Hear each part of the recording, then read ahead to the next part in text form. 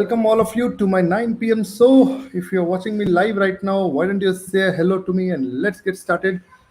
As I told you on Monday, that this is a week where we'll talk about failure, how to handle failure, what we can do if we are stuck in failure. So, this week is about failure. And today, being Wednesday, we are almost halfway of the week. And I'll cover something how, when somebody's stuck in a fear cycle, how to get out of that cycle. That anyway will be tomorrow's topic. Today will be about understanding that what is that fear cycle at the first place. So if you're watching me live, I can see 10, 15 people are live right now. So why don't you say hello to me and let's start some conversation first. So if you have been watching this series, then say how many parts you have watched by now, and what are you learning, and are you able to apply certain things which we're discussing right now, and how is everything going before we get into the discussion mode. So I think let me take 5 minutes to recap what we have covered in this discussion session till now. So I started with a very simple first Monday. I started with a discussion about assumption people carry about failure and what are the 7 myths.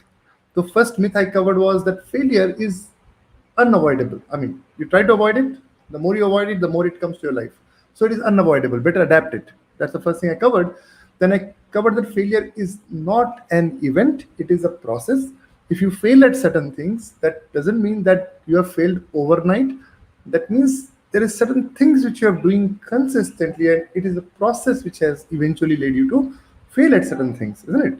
That's what I covered in the second point of it. Third thing I said, failure is not objective, it is subjective. It is up to you. You decide what meaning you give to that failure. If you believe it is learning cycle, then you don't have to worry about it. You keep on moving further. Fourth thing I covered on the first session was that people think failure is a curse. It is not a curse, it's a blessing actually. The more you fail, the more there is a probability to learn more things. You are in a much better shape to succeed in life because you're failing, isn't it? So that's what I covered on Monday. And then I said failure is reversible. People think it is irreversible. Why not? I mean, you can fail for a certain period of time. And I gave you a lot of examples, practical examples, which I have faced myself. So if you missed out, go through it. It is available on YouTube.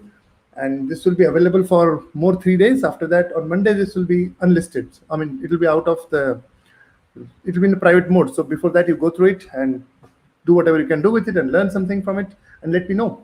Then I said failure is neither a stigma and neither failure is final. So this is what I covered on Monday. Then on Tuesday, which was yesterday, I covered again 7 things which people, those who are able to overcome failure, what they do. 7 things they do. So first, they reject the rejection. They don't accept that rejection as personal. They move on. I mean, they reject it. They don't even care about the rejection. Then I said, they understand that failure is a temporary process. It is not a permanent thing. Anything which happens, you may fail for a period of time and it is temporary. It is not a permanent thing for you, isn't it? So you can go through it.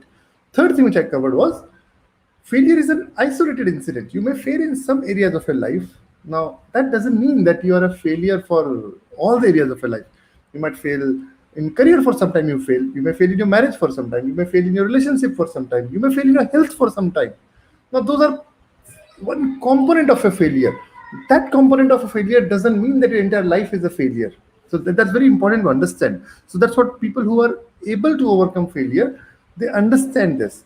Then the fourth thing I covered was failure is, I mean, those who are able to adapt to it, they have a realistic view towards life. That is very, very important. If you don't have realistic view, what happens? The problem you face is that you are unrealistic. Just I gave an example. Anything you assume to do, it will take more time than what you calculated. It will take more money than what you estimated. It will take much more effort than what you actually estimated. That means no matter what you started with, today's example, say I went for a photo shoot for some of my website stuff. I went with a mindset, okay, this is what the amount I'll be spending. Eventually it was more than double. That's how it goes. Everywhere it goes that way. You would start anything. Time-wise, I thought it would be just half an hour work. Eventually it was 4-hour work. That's how realistically life is, what to do. So that means you need to have realistic expectation. Then fifth point which I covered was that those who are able to overcome failure, they work on the strength area, not in their area of weakness. Now, this is something which will take you by shock. What? I have to work on my area of strength. The society has been programming me to work on my area of weakness. No, you don't have to. Trust on me. And that's where I do career impact assessment. I'm a desk consultant and I do a lot of people's career impact assessment, in which I give them a 40-page report, which is an online assessment. Once they go through it, they come to know which area they can sign, what is the career strength, what is the personality strength. Once you have those things in your hand, it is actually much easier to take a decision in which areas to succeed. The biggest error you will do in your whole life is that you will work in your area of weakness. Now, when I say area of weakness, certain areas of weakness are worth working on. Let's say somebody is struggling with procrastination. That's the area of weakness you should work on, man. Somebody is suffering from weakness is short-temperedness. Now, that is something which you have to work on. That means character trait and personality trait, if that is the area of weakness which has become a bottleneck for your success, those definitely you need to work on. But somebody's interest, I see that when acumen in technology is very less and you are working on technology, now that is injustice to your potential. You might not be the right fit for a technological job. You might be growing in some other areas of your life. You never know what is your strength. How do you know what is your strength? Today, the guy I met, he's running on a GKWell center in HSR layout. This guy, I was surprised to meet him up, and he says he has more than 12 years of experience in IT side. He has worked in good companies like HCL or and other some companies. He said I don't remember, and he was having a bright career. But then he started feeling that voice inside that his love language is not technology. He likes photography, and he started developing those interests. He made it a passion. He didn't care what society says. Now he runs his own photo studio. Satisfaction is there. See, understand, money is important, but satisfaction is more important than money. That's very, very important. And then finally, those who are able to overcome their failure, they keep varying their approaches. I told you, right? Fail, fail, fail, you'll succeed. Now that is an incomplete line. Fail, stop, review, take feedback, again fail. Fail, stop, take review, again fail. If that statistic you follow, then there are chances that you will eventually succeed. But otherwise, if you only fail, fail, fail, fail, fail without any input from anybody, those failures is eventually will not help you succeed. And then finally, I covered yesterday was that achievers bounce back. They have a tremendously good tendency of bouncing back because nobody can be successful always in life. There are some phases where you will be failure, and what you do at that time will be decided by only one thing: how agile you are, how good you are at bouncing back. If that you can do, you are done. So that's what we have covered on Monday and Tuesday. If you have not gone through it, you should go through it. It will definitely help you out. And if you're watching to me live right now, why don't we talk for some time? And then I'll take 15 minutes and I'll cover today something which will help you to understand the fear cycle and getting rid of that fear cycle. So let me start with a very interesting story. If some of you are online, I'll come back again after 5 minutes and I'll review my comments section. If anybody want to add something, you can add. So let me start with a very simple fundamental question. If I talk about airplane, whose name comes into your mind? Who innovated airplane? If I talk about right now, I'm sure you'll say Wright brothers. They're the best. Now, unless you have really gone through some of my previous sessions in past BIM sessions, then you might be knowing that Wright brothers are not the real founder of airplane. Somebody else is there. Or else you might have read some aerospace books, you might be knowing the real founder. December 17th, 1903, the first airplane was being launched by two brothers, Orville and Wilbur Wrights. They were like Wright brothers, right? You'll be surprised they were not educated in terms of degrees. They were car mechanics, basically, and they launched. Now, this is just one part of the story. The real story, if you come to know, you'll be surprised. There was a person known as Samuel P. Langley. He was a respected former professor of mathematics and astronomy, who was also the director of Smithsonian Institution at that time when he thought of launching this. And he has been working in this idea since the mid to late 1890s. Since 1890, he has been doing a lot of experiments on unmanned plane models, and that he has achieved a decent degree of success there. So 1890s, he's working from that idea, okay? So when 1903, Wright brothers launched the airplane, that is not the truth. The truth is somebody was working in this idea for more than 13 years in the past. So 1890, he had been working, all right? 1898, Langley went to the US War Department and he asked for funding. And he said he has a great idea that one day he can create a plane which can be used as a fighter plane in future. And he actually gave a sales perspective to the War Department. And War Department was excited. I say, wow, if that can happen, will be such a nice, it will be so amazing. So they funded. That point in time, in 1898, he got a sanction of 50,000 US dollar. That is huge. It's whoppingly big amount. 50,000 US dollar in 1898 is as good as more than $2 million in present scenario. That's what I can quote. I mean, I'm not very sure. It can more than that, by the way. You never know what is the exact amount, but it's a big amount. Okay, so he got that such of sanctions. So in 1901, so from 1898, so he worked on this for 3 years, and by 1901 he was ready. He tested a basically unmanned flight. He tested and it was running smoothly. So then he was ready to start. And during that journey, he came across another gentleman. His name was Charles Manley. Now, Charles Manley was somebody who was already working on this Stephen Blazer design, and he was good in creating aircrafts. See, understand that point in time there was no aircrafts, okay? So they were all making some simulation models and they were trying to fly something without human made. And both Charles Manley and Langley, they decided, okay, now let's work together and let's launch our plane. So 1901 to 1903, both Manley and Langley started working together on this project. And 1903, October the 8th, they were ready to launch their first plane. So there was media who was assembled and they were all excited and curious to know what is going to happen. So they have very funny sort of aerodrome. I mean, visualize what I'm saying, okay? Try to visualize. It's a big ship which they have created, which will work as an aerodrome. And they just installed everything, and the flight was ready. And this Charles Manley, with his black jacket, he went and at the cockpit, he was just about to start the plane. And everybody was watching, what will happen now? What will happen now? What will happen now? So 1903, when Manley, he started the plane with all the excitement. What do you think would have happened? Think upon it. What would you think would have happened after such a last? I mean, almost 10 plus years of effort has been gone since 1890, and now 1903 when they're launching after 13 years of hard work. What do you think would have happened? I'm sure you think, okay, it'll fly. You'll be surprised. It could not even fly for 50 meters. In fact, the backside of the plane got stuck in the aerodrome and it finally hung inside the water. 50 feet below the water, it got hanged. What do you think media would have done? That's frustrating, you know. They really got criticism was brutal. Let me read you one of the criticism of New York Times. I'll just read it in front of you. The ridiculous fiasco which attended the attempt at aerial navigation in the Langley flying machine was not unexpected. The flying machine, which will really fly, might be evolved by the combined and continuous effort of mathematicians and mechanicians in from 1 to 10 million years. No doubt, the problem has its attraction. For those it interests, but to ordinary men it seems as if the effort might be employed more profitably. Now think upon it. New York Times, this is the article. Who is writing this article? A journalist who has no clue what is happening. He has no idea how much effort has been done. He do not even understand the emotions involved in somebody's dream, how strongly they're working on the dream. They just end up criticizing some comment which actually hurts somebody. Needless to say, both Charles Manley and Stanley, both of them got demotivated. But still, they did not quit, okay? They got demotivated, but they did not quit. So what they did now?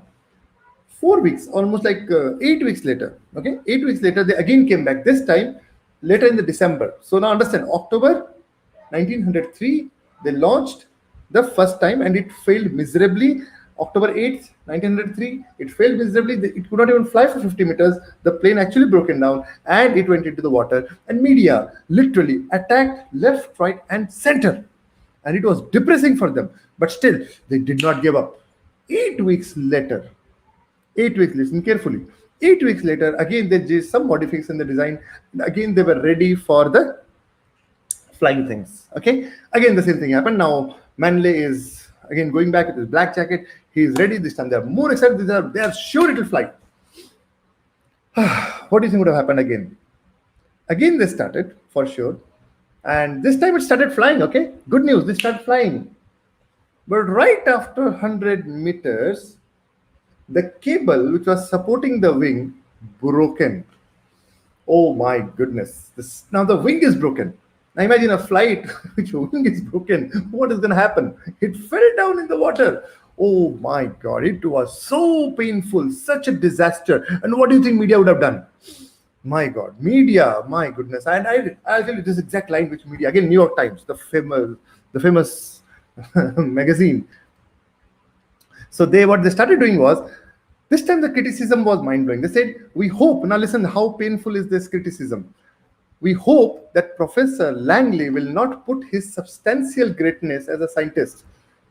Imagine somebody says you, "I hope you don't spoil your reputation." What will happen to you?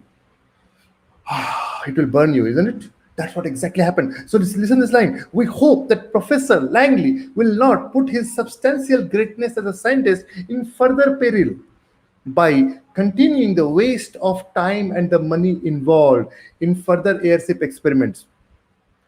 Oh my God, what happens now? Somebody comes and says, "You man, you are spoiling your character, you're spoiling your image, you're spoiling everything in life. Don't do that experiment." What will happen to you? What will happen to you? Very painful. You know what he did? He actually quit. And there was a last letter he wrote down. This is very painful, very emotional letter. Let me go very slowly to you. What happened to him? This is what Charles Langley wrote. The final press release he gave is this one, okay? "I have brought to a close the portion of the work which seemed to be specially mine. I have brought to a close the portion of the work which seemed to be specially mine, the demonstration of the productivity of the mechanical flight. For the next stage, which is the commercial and practical development of the idea, it is probable that the world may look up to others." How painful is this mail, isn't it? So let's summarize what I've discussed till now. Langley, who was a professor, he got a dream. He was working since 1890 on an idea to fly an airplane. He experimented some planes which was without human being. He experimented, it was working fine. So 1898, he went to the US War Department and he requested for a fund. He gave them a vision that how this plane can be transformation for the world, how everybody's life will become smooth. And he painted a big picture, and the War Department sanctioned him 50,000 US dollars. Then he started working on that project. For 2 years, he worked alone. And 2 years later, he meets a guy, Charles Manley. Now, Charles Manley was another guy who was working on this design for a long time. And they both now combinedly started working on this project. And once they started working on this project, what happens is they are ready to launch on October 8th, 1903. They launched their first flight with all the fanfare, with all the media. Everybody came to watch him up. What is happening? They all assume that things will go great, but what happens? First time, nothing works first time. It failed. Actually, the whole ship itself, the aerodrome, which was again a very ridiculous aerodrome in present scenario, if you observe, nobody will create an aerodrome like this, but that was the first time everything happens. Actually, that's how everything gets innovated. So it went into aerodrome itself. The flight could not take off. It sank in the water right away. And then later on, 8 weeks later, again they attempted. This time they came up with a more better design. It started flying. It went for 200 meters. The problem was the wing broken down. Now just think upon it. It started taking off. Things are working. I mean, imagine if something is going for 200 meters. Don't you think it can go to 10 kilometers? It can go. The design was ready. Only problem was criticism. Criticism.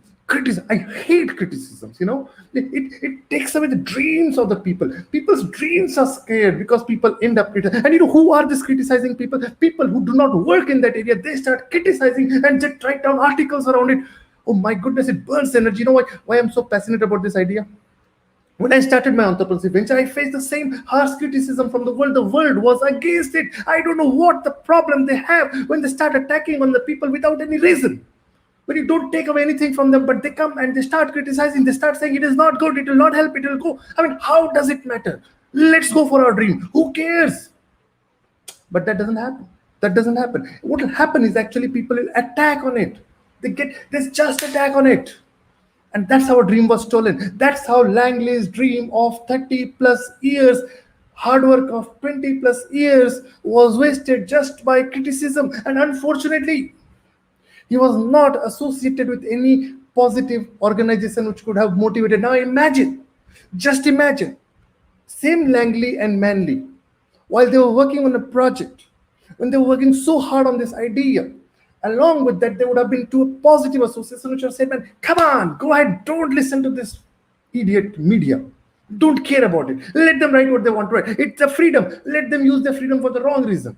Let them attack you. Who cares? Throw that, burn it up, and don't waste your time on New York Times. Don't waste it. Go ahead. Imagine somebody encouraged him. Man, you are there. I am there with you to follow your dream. What would have happened? Something great would have happened. But unfortunately, what happens is people are alone. They don't stay with that association. They're not that association. That's where, when I see this sort of pain in people, peak impact mentorship, and when I started this idea of coaching and mentoring people and creating an organization which can bring hope in people's life, which can train people, which can develop them, which can give them a positive association. The only reason was that one day I was having a pain and I did not wanted people to be in the same pain. So I wanted to give them an association. That's what peak impact mentorship does. It gives people that association so that when they have a dream, it doesn't matter as long as you have a legal dream, a dream which doesn't violate people's rights. Peak impact mentorship is with you. We are there to give you that positivity, to give you that hope, to give you that growth, to give you that energy so that you don't give up on your dream. No matter what happens, no matter what happens. So question is, what happens to you when anybody goes into this fear cycle is what will happen. Now let me take you 4-step cycle. What happens, especially anybody who fails, whoever fail in the world, this is what will exactly happen to them. So let me give you 4 step. The first thing first, what will happen is the moment you start anything for the very first time, you will fail. So that is for sure. So write down, anything I start for the very first time, I will fail. And if I fail, people will criticize, especially those who are not working in that area. They will definitely criticize. Why they will criticize? The reason they will criticize is because they did not have the courage to follow the dream, and you started that dream, and so you are attacking on them and proving them that they're wrong. So what they will do, they will find any reason to criticize you, and they will criticize you. They will do that. So it's okay, let them criticize. The first thing, you start anything for the first time, you will fail. And if you fail, people will criticize you. That is their birthright. Don't take away their right from them. Let them do it. But you make sure that you protect yourself. I'll give you an example. Those who work in this G or any other which makes turbine. So whenever a flight takes off, one of my very good student, he works in General Electric, and he was telling me how these turbines and all are protected through lubrication. He says whenever a flight takes off, too much of heat is generated. I mean, if you observe, let's say the turbine's heat bearing capacity is X amount. When the flight takes off, the heat which is coming is more than 100x. Now imagine, it can melt. Actually, a turbine can melt like a liquid if real heat touches it. So what they do is they properly lubricate it. Even if there is a small dot, if there is one small dot also, the entire turbine will be melted. And imagine there are 300 plus passengers on the flight, they all will die. So they protect it to that level. Exactly that is what we need to do. So if you are in that journey right now where you know that you will fail and people attack you, what you need is you need that protection with you. That protection is what is missing in a lot of people's life. Whoever is letting go their dream, the reason they let go their dream is because they do not have that protection. And that protection is what you need actually. So what do you do? So you will start something, you will fail. The moment you will fail, people will criticize you. So what you need to do? If you do not understand this criticism genuinely, then what will happen is you'll exaggerate your impossibilities, because now you'll start thinking, oh, nothing good can happen. All things are against me. Everything bad will happen. I'll be damaged. My money is gone. My life is gone. Everything will happen. People will ostracize me. I'm doomed. My life is gone. My life is purposeless. All these things. This is one exaggerated impossibility stage. So what happens now? You started something, you failed. People attacked on you. People attacked on you. You started exaggerating impossibilities in your mind. And the moment you exaggerate this impossibility, suddenly a huge mountain of impossibilities right in front of you. And once that impossibility is a mountain in front of you, what will happen is doubt and dilemma. Doubt and dilemma. Can I do it? Can I succeed? Am I capable? All sort of questions starts coming in your mind. So you start something, you will fail. You fail, people have the birthright of criticizing, they will criticize you. Once they criticize you, if you don't understand this criticism, you will start getting into these exaggerated impossibilities. And you will create a mountain out of a molehill in your mind. Everything is happening in your mind. And once it happens in your mind, it looks like it is real. And once you get into it, you get into this doubt and dilemma. Can I do it? Am I capable? Am I the right person? Is this good? Am I really having that sort of stamina? Am I really having that talent? All sort of doubts and dilemma will come in your mind. It's natural. And once that comes, then your brain is very powerful.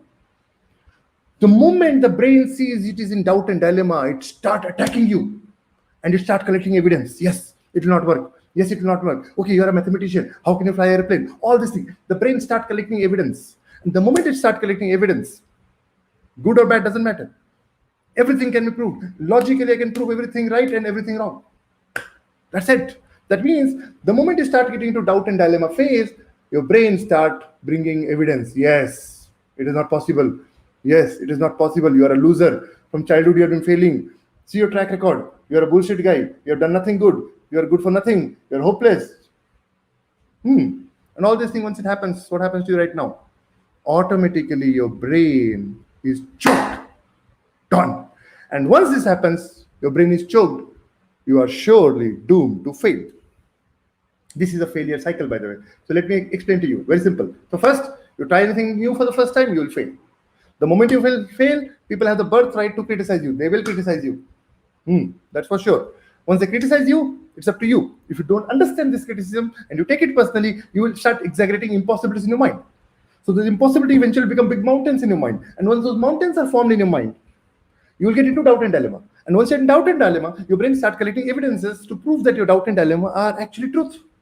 And then once you start believing that you can good for nothing, your brain chokes and you die.